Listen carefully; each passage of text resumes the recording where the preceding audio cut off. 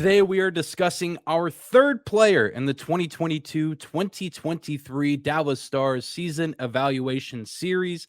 And today is all about Captain America, Joe Pavelski. We'll talk about why Pavs is the quintessential Dallas Star and everything that is good about the National Hockey League. All of this and more coming up on today's episode of Locked On Stars. Your Locked On Stars, your daily podcast on the Dallas Stars. Part of the Locked On Podcast Network. Your team every day.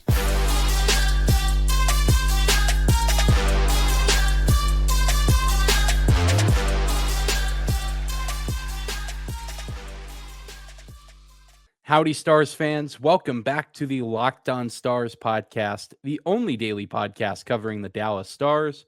Part of the Locked On Podcast Network, your team every day. I'm your host, Dane Lewis, your local expert on all things Dallas Stars hockey, coming to you on this Wednesday, June 7th. And today's episode is brought to you by Bird Dogs. Go to birddogs.com/LockedOnNHL.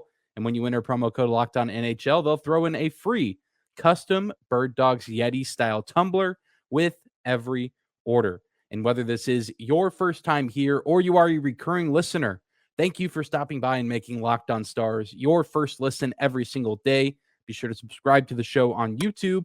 Follow us on your favorite podcasting platform of choice. We are always free and available no matter where or how you choose to listen. Thank you guys for tuning in to another episode of our season player evaluation series. We've talked about a couple of forwards, and we're talking about a different forward today in Joe Pavelski.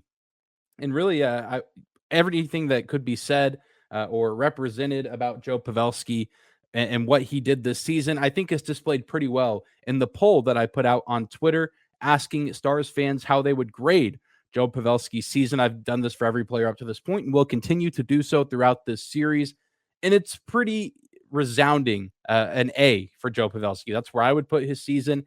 84% of the 400 votes that came in also graded Joe Pavelski an A, 13.8% a B, 1% C, and 0.5% F, which was probably just a misclick if we're being completely honest, because I don't know if you watched Joe Pavelski's season, how you could give him anything less than a B, but I think that he is fully deserving of the A grade that he received by the majority of fans, and that's probably, again, where I would put him as well. This is one of the most respected and most well-liked players around the league, whether it is a Stars fan, a Sharks fan, or just general hockey fan. I find it very difficult and don't really know too many people that dislike Joe Pavelski, just in terms of the way that he plays the game, but also the way that he carries himself and presents himself night in and night out, and pretty much what he's done throughout the entirety of his professional hockey career. A very easy guy to evaluate and assess with the year that he had. And you can just be amazed alone by the product on the ice, but there's plenty to like off the ice too, which we'll touch on a little bit later in the episode. But even just looking at what he was able to do playing games this year is absolutely astounding. 28 goals, 49 assists, 77 points in all 82 games played this season at the age of 38. Which in a normal human lifespan, 38 years old, isn't that old. But when you're a professional hockey player, one of the most physically and mentally demanding sports out there, it's impressive to be playing the game at age 38, let alone scoring almost 30 goals and nearly 80 points, and doing so without missing a single game. Again, Joe Pavelski played all 82 games this season and would have played the entirety of the playoffs if not for a controversial hit from Matt Dumba. But still, and a phenomenal playoff performance from Joe Pavelski this year as well. 9 goals, 5 assists, 14 points in 14 playoff games. And Matt Dumba must have knew something that maybe not a lot of us knew. He knew that if Joe Pavelski was healthy for that entire first-round series, might not have gone 6 games. The series might have ended a little bit sooner, but he only slowed him down because then Pavelski came out of the gates in that series against Seattle and absolutely lit the NHL on fire with 4 goals in his first game back, 8 goals total in that series against the Seattle Kraken. And of course, the overtime game winner in Game 4 against the Vegas Golden Knights to help extend the Western Conference Final, to make sure that the Stars would not see their season end in a sweep in the third round of the postseason. Continually stepping up when the team needed him all over the place. He played on the top line with Jason Robertson and Rope Hintz and was a key piece to one of the best power play units in the NHL this season. And he did all of this while only making $5.5 million, which was around $1.5 million less than last season. It was such a big reason for why everyone was excited for Pavelski coming back was you knew you were probably still going to get some solid production while he was willing to take a pay cut, which, well, he takes a pay cut, but also $5.5 million, still a pretty decent chunk of change. But if you ask me, Joe Pavelski earned every cent of that with his play on the ice. He didn't miss any games, didn't really miss any time in the regular season. And again, nearly matched his season high, career high rather, for points in a season, which he got last year, and nearly did it again a year later, which is just absolutely mind-boggling for a player at the age that Joe Pavelski is currently at, starting to get near 40, yet really showing no signs of slowing down, despite many starting to get skeptical of his play as time continues to go on. And of course, Father Time is undefeated in these situations, so we know that eventually things will slow up for Joe Pavelski, but it doesn't seem to be anytime soon, and he seems to still be a key contributing piece to this Dallas Stars core on the ice as a leader in the locker room. Just an incredibly fun and great player to have in the lineup on the roster. A huge reason why Pete DeBoer came to Dallas in the first place this time last year. And it seems that partnership is continuing to pay dividends, as a lot of times when DeBoer spoke of the leadership on the team, Joe Pavelski was one of the first players mentioned out of his mouth because he knew what he was going to be getting from a leadership standpoint in the lineup and in that locker room. Pete DeBoer, I'm sure, had to lead and speak up at times, but there were probably plenty of other times that he could step back and let the leaders in the room take charge. And one of those leaders, I know for a fact, was Joe Pavelski, just doing everything that needed to be done for this team. Beloved in the locker room, beloved by the fan base. You can absolutely tell, just getting chills even thinking about watching that 4-goal performance against the Seattle Kraken and then coming back to the AAC for game 2. And when his name gets called, hearing that arena absolutely lose their minds. Just such a special season for such a special player who continues to capture the hearts of fans across the league, and especially here in the DFW Metroplex with every passing game.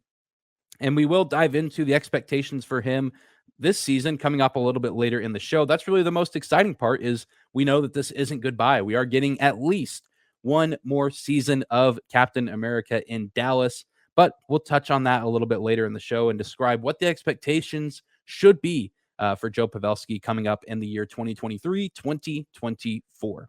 Well, we're going to take a quick break, but when we come back, we'll talk about some of Joe Pavelski's off-ice contributions and why they might even be more valuable to the Stars long-term than his on-ice production. More on that coming up next. Today's episode of Locked On Stars is brought to you by our friends at Bird Dogs. Bird Dogs stretch khaki shorts are designed to fit slimmer through the thigh and leg and give you a truly sculpted look. Bird Dogs shorts do the exact same thing as Lululemon, but they fit way better. Bird Dogs fixed the issue by inventing cloud knit fabric that looks just like khaki, but stretches so you get a slimmer fit without having to sacrifice movement. Bird Dogs use anti-stink, sweat-wicking fabric that keeps you cool and dry all day long. I wear Bird Dogs all the time now. Ever since they sent me a few pairs, I can wear them when I'm out exercising. I can wear them to a baseball game. It's baseball season. It's hot outside. You want to get yourself a pair of Bird Dogs to be ready for all the summer adventures that you're going to have. And you can get your own pair at birddogs.com/LockedOnNHL. And if you enter our promo code LockedOnNHL, you'll get a free Yeti-style tumbler with your order. Again, that's birddogs.com/LockedOnNHL for a free Yeti-style tumbler. You won't want to take your Bird Dogs off once you put them on. That is a guarantee. So get yourself some Bird Dogs today. I want to thank you again for making Locked On Stars your first listen every single day. For all the everydayers out there making our podcast a part of your daily routine, again, I say thank you for tuning in as we get into the off season here, discussing the seasons that were had by players across the Dallas Stars organization. This is the third episode of our player evaluation series. And typically what I do with these is I spend the first segment talking about what the respective player did well and the best parts of their season. Then I spend the second segment talking about maybe some areas of concern or areas that need improving. And it's hard to pinpoint something that Joe Pavelski needs to improve upon or something that he's doing poorly, especially just given the context of where he's at in his career. Really, the only quote unquote criticism I have is to stop getting older, but also getting older doesn't really seem to be phasing him. But we also do know that Father Time is undefeated in the world of sports. So there will come a day where Joe Pavelski is no longer playing the sport of hockey, but it's not going to be anytime particularly soon, at least as it pertains to the coming season, it seems. So that's really my only criticism. But instead of just glossing over that and moving on to the next segment, I figure with how many good things that there are to say about Pavelski, we can continue that trend here in the second segment. This may be the only guy that we're able to do this with this offseason, but I talked about all of his on-ice accomplishments, all of the leadership attributes that are on full display night in and night out for this team. But so much of Joe Pavelski's value to this franchise extends off the ice as well, and even out of the arena and out of the practice facility and into his own home. Many knew, not just in the Stars fan base, but it became public knowledge across the hockey fan base landscape that Wyatt Johnston, the 19, now 20-year-old rookie for the Dallas Stars, was living with Joe Pavelski and his family the entirety of the season, which isn't something new to the NHL. This has happened before where veteran guys bring in really young players who are kind of finding their footing in the world of the NHL, but also just in the world of being an adult. Wyatt Johnston, again, only 19 years old when the season started, relatively new to the United States and especially new to the world of Texas, a kid who grew up in Canada, playing in the CHL, and then having to move not just to a whole new country, but the opposite side of the continent, essentially moving all the way from Canada to Texas, has to be a crazy, crazy move, especially for a kid who's still in the late stages of his teenage years. And to not only, have housing provided, but to get to live with someone as level-headed and easygoing as Joe Pavelski, I imagine was a huge blessing for Wyatt Johnston. And he seems incredibly grateful for it and seems to be better for it just in terms of where he's at as a player and as a person here in the National Hockey League. Wyatt Johnston already seemed like a pretty good kid just in terms of personality and, being a good teammate, being a good team player, but especially spending all that time with Pavelski at the rink, but also at home, I'm sure paid dividends in that regard as well. And I'm sure that down the road, we'll be looking at Wyatt Johnston and seeing how he affects young players that come in the league and say, wow, remember when Johnston was under the mentorship of Joe Pavelski? Now he's returning the favor. That's the great part about stories like that. But it wasn't just Wyatt Johnston. We know that he was an excellent mentor to Ty Dellandrea as well, who had his first full stint in the NHL this past year and didn't necessarily have the easiest go of it, especially in the postseason. There were some games where Ty Dellandrea missed time as a healthy scratch and wasn't able to play. And I know that he took that really hard. And I remember even just reading a piece from Saad Yousuf of The Athletic, put out a really good piece on this, talking about Joe Pavelski and Ty Dellandrea's conversation after some of those healthy scratches of Pavelski saying he had been in those situations before. And he really was a huge contributor into helping Ty Dellandrea get through those sequences. And then we saw Dellandrea have a lights out Game 5 performance against the Vegas Golden Knights in the conference final. Again, just Joe Pavelski doing everything he can to give all of the knowledge and wisdom that he has stored up from all the years of hockey to the next generation. And I imagine that Jim Nill and company want Wyatt Johnston and Ty Dellandrea to be key cornerstone pieces for this franchise for years to come. And if they continue to be taught and mentored by Joe Pavelski, I think that is going to happen as years continue to pass. Just incredible to have, the leadership on display here in the Stars organization with Ben, Sagan, but even Joe Pavelski, who even with the experience that he garnered in San Jose, is proving to be valuable now. This is a guy that every single coach across the league would want in their locker room. Again, such a key reason why Pete DeBoer decided to come to Dallas last summer, knowing that this was a deep roster that he could win games with and go on deep playoff runs with, but knowing that the leadership from a player perspective was going to be taken care of with the likes of Joe Pavelski. And it's not really just going to end with those guys. You look at some of the players that are likely going to be on the roster this coming season, Logan Stankoven, perhaps even Maverick Bourque. There are going to be more young players, rookie players in the mix with the Stars roster this season. And Joe Pavelski, as we know, is coming back for one more year. and he's going to be there to mentor these guys. Whether or not they have to live in the same house as him, I guess, is to be determined. But they're going to get to spend plenty of time with him during training camp, during preseason games, at the practice facility, and they're going to be able to eat up so much knowledge that Joe Pavelski is willing to give out, as proven by Wyatt, Johnston, and Dellandrea. And so I know that those guys are going to be in good hands, learning from one of the best to ever do it in terms of just a professional hockey player, being a true professional both on and off the ice. And that's something that can impact this franchise for years to come. Again, I think the Dallas Stars are going to be a better franchise because of Joe Pavelski, because of the impact that he's left on Johnston and Dellandrea. And I imagine the same could be said for whatever rookies join the fold this season. We're almost done with our evaluation of Joe Pavelski, but we're going to take one more quick break. And when we come back, we'll talk about what the expectation is for Pavs this coming season. He is starting to get up there in age. Should we finally start to be concerned about his, level of play going down, or should we think that everything is going to be just fine? We'll discuss all of that coming up next. Today's episode of Locked On Stars is brought to you by our friends at FanDuel. Make a fast break to FanDuel during the NBA Finals, because right now new customers get a no-sweat first bet up to $2,500. That's $2,500 back in bonus bets if your first bet doesn't win. There's no better place to bet all of the playoff action than America's #1 sportsbook. Just visit FanDuel.com/lockedon and get a no-sweat first bet up to $2,500. That's FanDuel.com/lockedon. FanDuel, an official sports betting partner of the NBA. Final segment here of our Joe Pavelski player evaluation episode. We talked about the impact that he's had on and off the ice this past year. And as discussed earlier, we know that we're getting at least one more season of Joe Pavelski here in Dallas. And the really nice part, we talked about the pay cut that he took this season, is he's taking yet another pay cut this coming year, which is absolutely huge for the Dallas Stars going forward in terms of maybe who they can get this offseason, or maybe looking to restructure some different contracts for guys like Dellandrea. But Joe Pavelski, after making $5.5 million last season, will be making $3.5 million this season.